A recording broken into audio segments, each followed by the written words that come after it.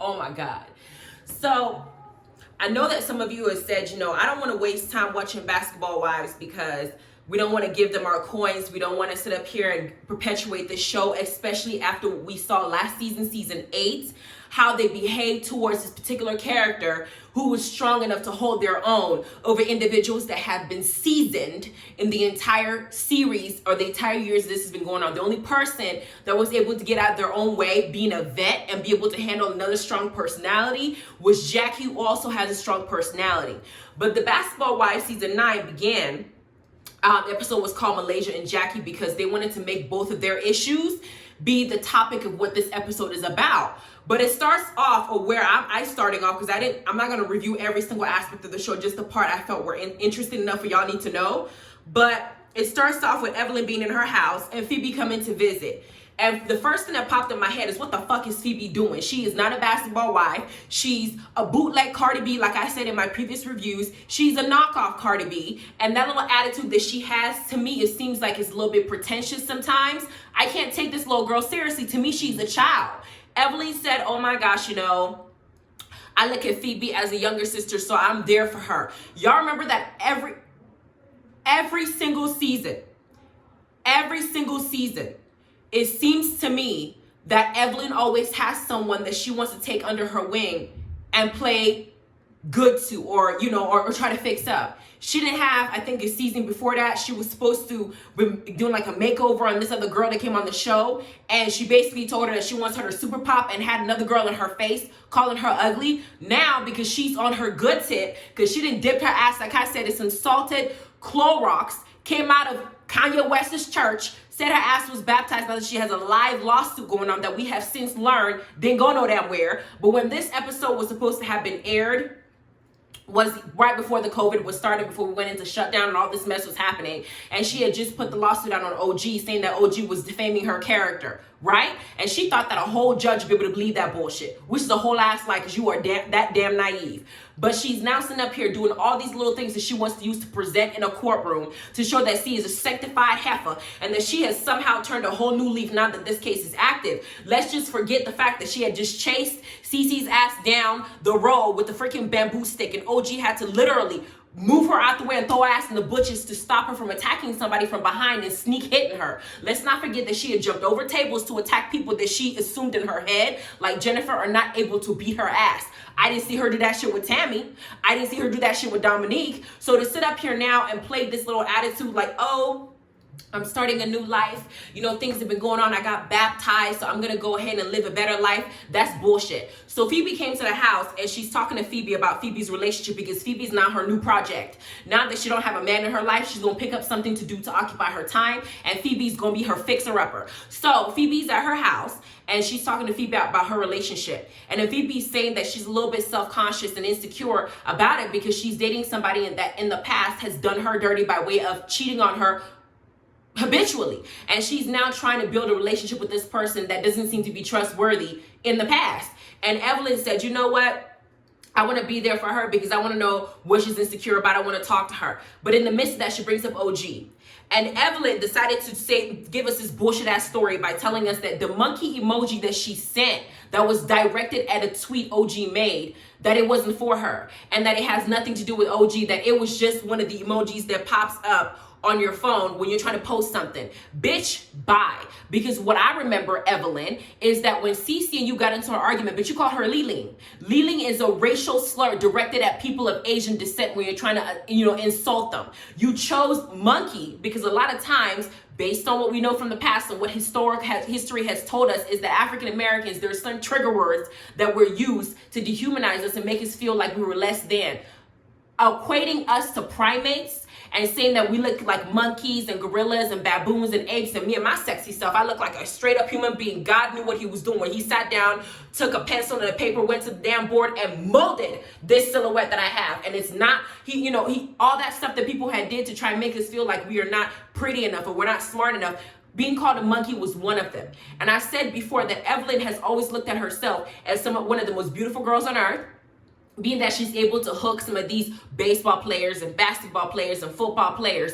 She's been able to you know, have her pussy running through the entire baseball team and basketball team and whatever team that's out there nowadays. So she has gotten this inflated ego that she's the most beautiful person on earth, to give her the umph that she needs to now look at another human being that hasn't really done anything to her, because OG didn't do shit to that girl, to call her ugly. But she didn't just call her ugly, child. She called her monkey. She called her dirty. She was nitpicking, toji. She had a lot of names that when you are bullying somebody based on race, you do. Why do I know that? Because I faced some of the similar things when I was growing up in high school. We had a whole colorism situation. The black table was here, the punk table was here, the Hispanic table was here, and a lot of African Americans in my table used to use those same words because they didn't want themselves to be classified as the dark people in the group. Or you look like a monkey, or you straight out of Africa, you straight out of the motherland. Hell, since you're from the motherland, do you have AIDS? The things that I have to hear, these are the same things that Evelyn are saying verbatim.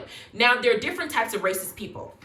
There are people who don't know they're racist because they don't think that they are. They don't know that what they've seen in social media and the lack of education that they have had has groomed them into thinking that this is just something minute. The difference is, and let's just be clear, OG is, when it comes to intelligence, OG is far more intelligent than Evelyn Lozada. So she is able to pick apart and say, listen, the insults you're choosing to use on specific people, whether it's CC or me, they are racially specific, which means that you have a tinge of colorism in your own makeup. So instead of sitting up here crying and acting like you the damn victim and somebody defamed your damn character, why don't you recognize it and ask somebody, hey, I didn't know this about myself. What can I do to do better? Because if y'all want to sit up here and act like this entire season that she's the victim and make OG seems like everything that she was thinking and everything that she was feeling was a hallucination, as if we the viewers didn't see all the shit that happened season 8, y'all got us fucked up. We are not that stupid. I just want to issue that disclaimer before I keep going. Then we got Shawnee coming up saying that, you know, 2 of her kids have committed to LSU and that she wants to also move to Houston because she can't keep away from her kids. She's attached to those babies, and moving to Houston will not only bring her close to them, but bring her close to other family members, and she's got to let the group know that her ass is leaving. So we want to know who's going to be in charge of season 10. Then we had Jackie meeting up with OG. And OG lets us know that she's building a house with Kwame and they're trying to create this makeshift family without her actually being his wife. This is the one stupid thing I think OG's doing. As much as I love her and Kwame and her daddy together, because it seems like both of them really genuinely love each other, and I think that they will make a good couple and that they're good to get married. But building a house, building foundation with somebody who's promising you things but not actually solidifying it, it doesn't seem like it's real. I think she may be doing it because she wants to give him that little push.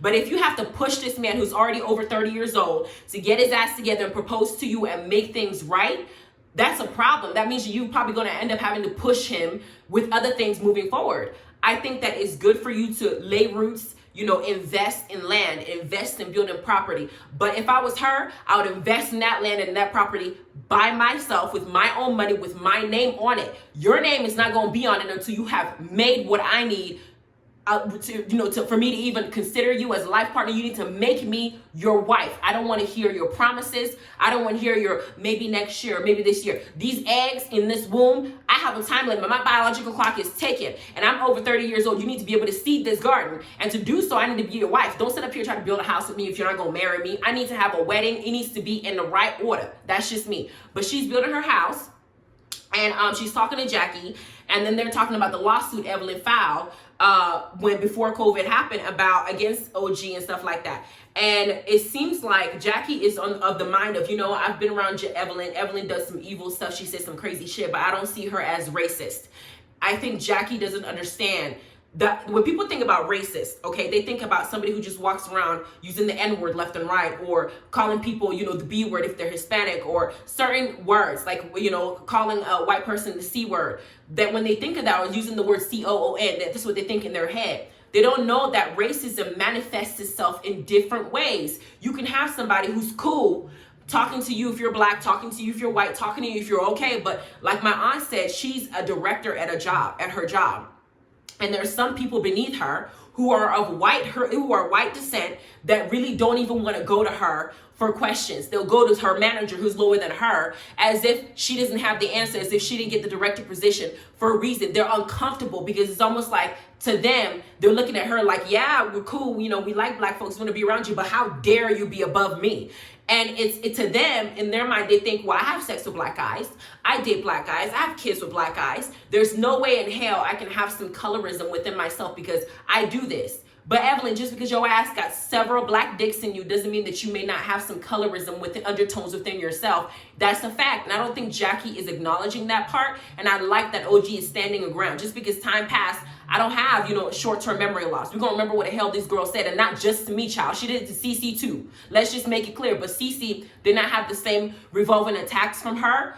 I would have sued her if I was Cece, because she's suing OG for her words. I would have sued her for her actions, because she literally tried to attack me with a bamboo stick, and that's a weapon, child. That's what I would have done. But then we got Phoebe, Evelyn, and Malaysia are apparently now besties. They're the new crew. And now Evelyn is trying to create this cooking class and bring Phoebe there so Phoebe can share her business, because she wants to give Phoebe relationship advice.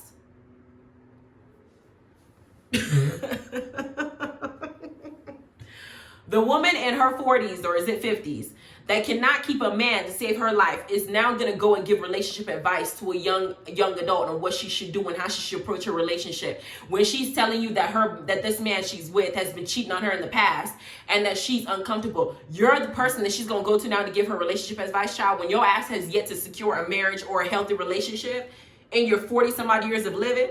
Child, please, girl, don't play with me. Now, they're doing this cooking class thing, and Phoebe lets us know that she has been dating this man for 9 years, and that because he's cheated on her in the past, her guard is up, which rightfully so. For me, would I go back to somebody I know has been cheating on me in the past? No, because I feel like if I go back to a person who's cheated on me, the back of my mind, I'm going to think, you know what? This person is going to get the idea that because he's done this before and I took him back, he can do it again, and I'm just going to take it back again after some time has passed. I feel like once you have burnt certain bridges with me, you need to live with those bridges till the day you die.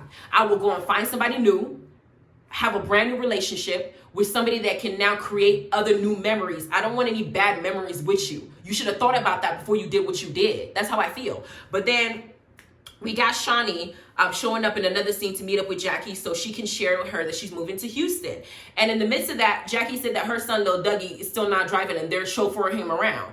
I'm like, girl, if you don't get this boy a driver's license, let's just move on. That was just a plug for them to have some little small talk before Shawnee now says, listen, I'm moving to Houston to gauge how Jackie's going to take it. Because I guess if somebody's going to go crazy, they're making Jackie seem like she's going to be the one to go crazy. But in the midst of this, production probably suggested that Jackie should go ahead and hold a going away party or going away some kind of gathering, because they want to now make this a way of getting them together, because we know and they know that last season people were trying to boycott Basketball Wives. Season 8, they were trying to boycott it because of how bad it was and how much shit they did during that reunion. We saw that shit, all that copy and paste emotions that they did. They didn't even show the proper emotions that the audience were given to some of the things that were being said. They tried to force us to believe something that they wanted, the image they wanted to put out, and we weren't going for it. So now this particular season, they don't want that shit to happen. They still need to be making their coins. So they're now going to go ahead and make sure that whatever they decide to show, they're going to show unity and try to build this whole, use all the Black Lives Matter movement and the protests as a way to come together. Bullshit. It's going to take another season and they're going to go back to doing the same shit that we're doing before. Then we had Shawnee say something like she would love to have a grown woman conversation without confrontation with OG because they want to settle things. If she didn't come to her, approach her aggressively. Bitch, bye. You are okay having a conversation with Evelyn. You are okay being around Tammy. Okay, and they had done far worse. Hell, Tammy and Evelyn have both put their hands on people in several of the franchises. Hell, even Susie got her ass touched. Don't even play with me. Don't even do that. Even Royce was ready to fight Evelyn. You want to sit up here and now make it seem like the one girl who has yet to touch anybody, y'all. I mean, it blows my mind. This girl that they're calling aggressive has not touched one person. This entire seasons that she has shown up, she has not touched a single person. You want to say that she's aggressive? Maybe she's aggressive with her words. I'm aggressive when I illustrate something, and I'm very passionate, I'm very picturesque, and I want you to visualize how I'm feeling inside. And if I have to put some oomph and emphasize my words and enunciate them so you can grasp in your spirit what I'm trying to say, that's what I'm going to do. Does that mean that I'm overtly aggressive in the sense that I'm going to go and hurt you to where you have to watch yourself and have some bodyguards around me? Bitch, bye. You're doing the most with your fake ass, little nostril looking ass. I can't stand this girl. I feel like I used to like these females initially when the series first started. I like Shawnee. I like Jennifer. I like Evelyn. I liked a lot of the older cast in the initial form when the season first started. But now I'm looking at them and I just don't like the personality they're giving me. It's like, is this really who you are this whole time? You just basically, I feel bamboozled. Y'all that over here just played the hell out of me because I had a different image of who you are as a person. Now it's just getting worse. In fact, I feel like I wish Tammy was here because Tammy gathered all them hoes. Then we had a new girl now. Liza is coming to meet up with Evelyn through Shawnee, and we find out that Liza is Lamar's ex, in the sense that she has kids with him.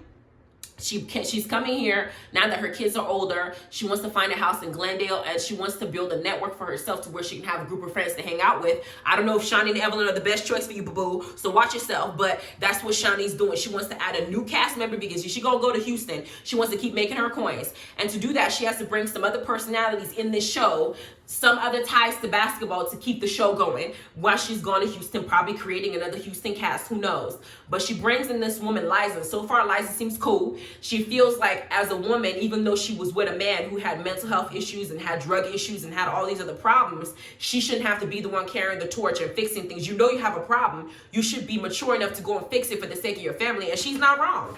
Is it an easy thing for somebody who struggles with that kind of disease to deal with? No, it's not always easy, but facts are facts. If we make kids together, you should be able to give the sacrifices that are necessary for us to raise these kids together, because I didn't make these babies by myself. That's just what it is.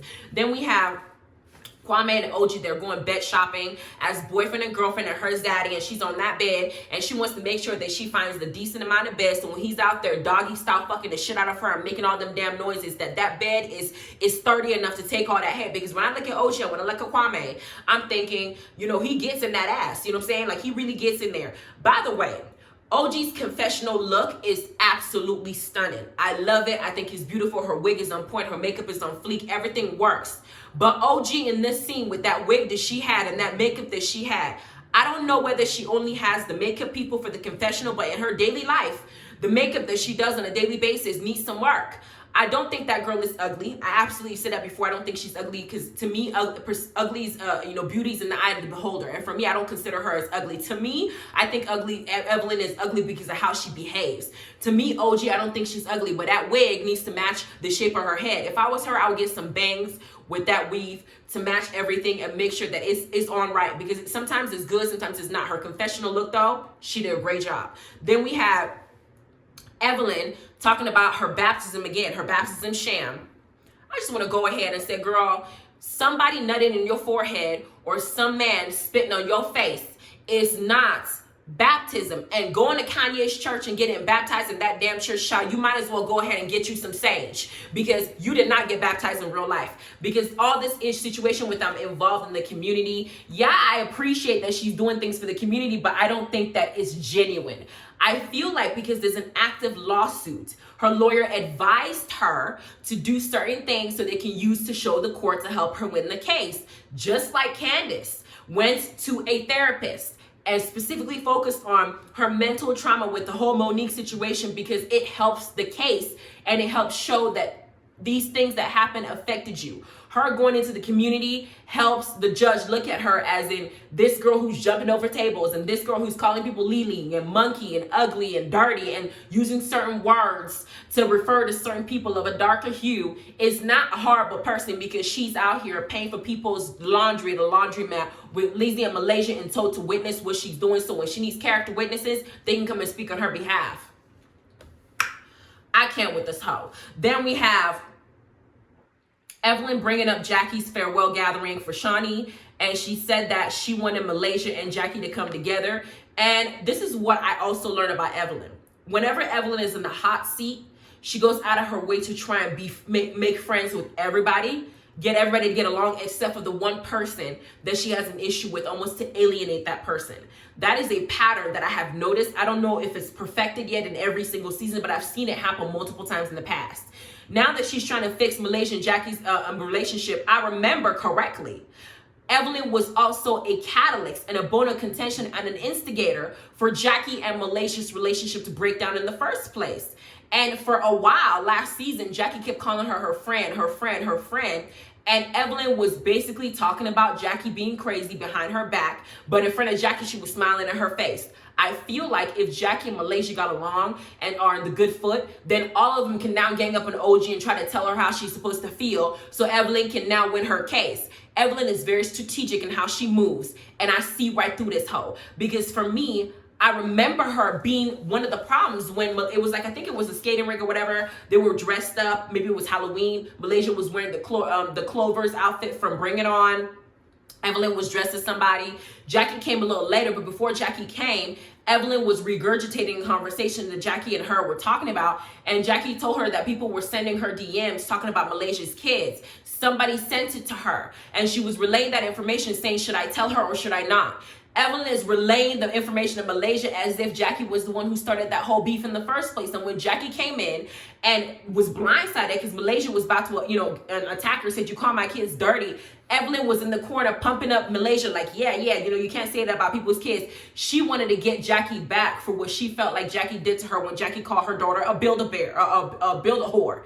But now that Evelyn is in the hot seat because of what happened last season and how people are talking to her about how she treated OG and how she's a damn bully and how she bullies certain people, and she tried it with certain people, Jennifer, OG, Cece. Then now she wants to say that she's sanctified and she wants to now fix the problem that she created in the first place. Do I think that Malaysia and Jackie would be in better terms if she did not interfere the way that she did? Yes.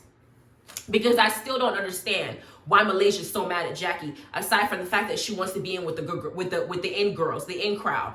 Yeah, Jackie's crazy, but I don't remember seeing something that was so severe that Jackie did to Malaysia last season to where they cannot mend their friendship. Because I understand that Jackie would have had Malaysia's back. Jackie's not perfect. She does some crazy shit sometimes. Malaysia's holding a grudge for something that wasn't even her fault or something that she did. Like, it's just, to me, I was like, you know what, whatever, girl. I see what you're doing.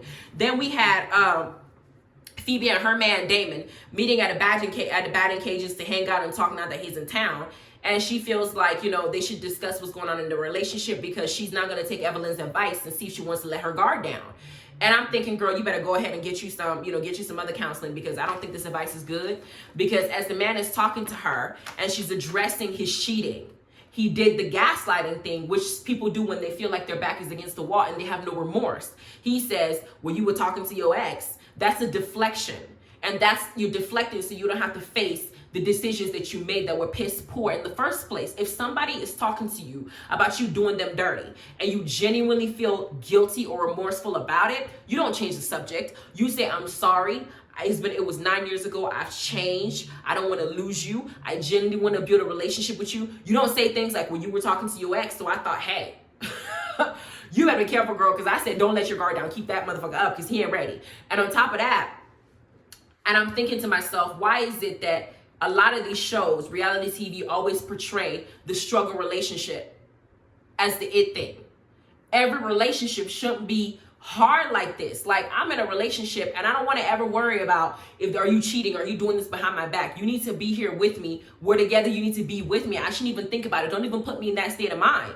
I don't know why you have to be in a relationship with somebody and you're worried that he might cheat on you or he might mistreat you or he might do this to you in your heart. No, the person you're in a relationship with should preserve your heart and should not be reckless with your heart and should protect it and understand the significance of you giving it to them.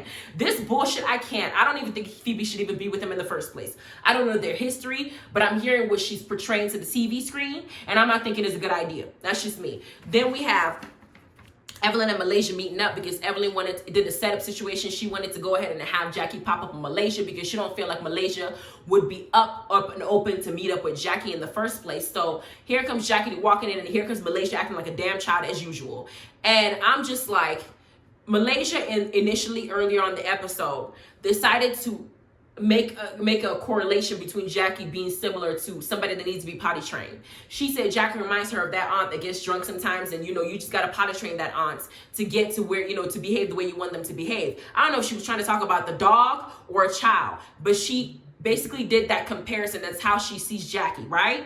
But then we're sitting in this situation immediately when Jackie comes in, she does the most immature thing. She picks up her phone and acts like Jackie's not there. And she said that Jackie is supposed to walk with her tail between her legs. Bitch, this lady is old enough to be your kid's grandma. You are not the same age.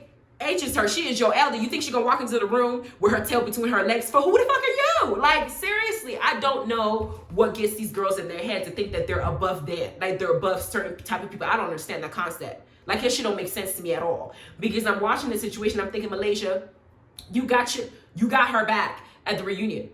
Because you had a lot to say to her at the reunion. You said a whole lot of shit to her. So I don't know why you're sitting up here acting like you're the victim too. Y'all did each other bad. She's sitting in front of you trying to take the mature step to fix things. And you want to hold on to a grudge. Like, she didn't do nothing. Jackie didn't do anything to Malaysia that's that dire for her not to be able to sit there and have a conversation where you just want to have beef just cause. That's what that is. And you acting like a damn child. Because she gets up like, okay, I'm going to go. I'm going to excuse myself. I don't want to be here. Bye, Malaysia.